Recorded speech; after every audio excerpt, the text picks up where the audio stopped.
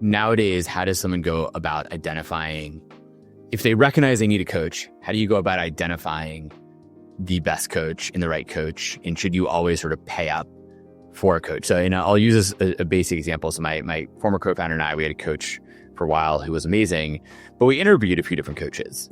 And one coach was about 50% lower cost than the coach we eventually ended up choosing.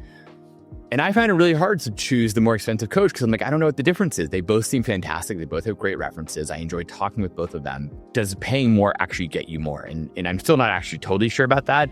I'm actually not good friends with that coach, so I'm glad we chose him because he's wonderful. But I don't know. So like, how do you go about choosing the right coach? Since the only way to really figure it out is do you have a good rapport and what's the price? But price isn't always indicative of quality.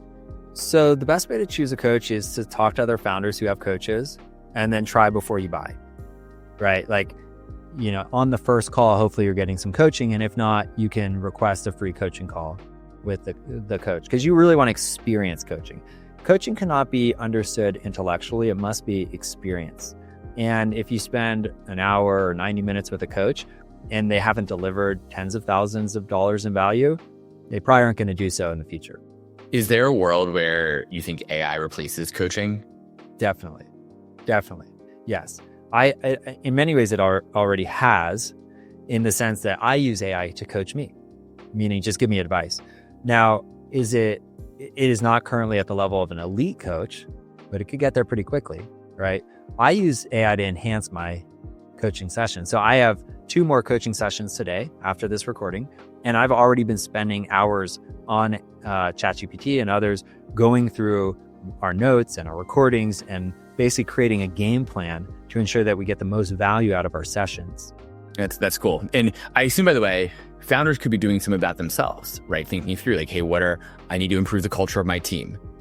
How do I go about doing that and talking through it? You just have to ask the question. They should. I would say right now, based off of my experience using a lot of these platforms, I wouldn't say purely superficial, but it doesn't go that deep.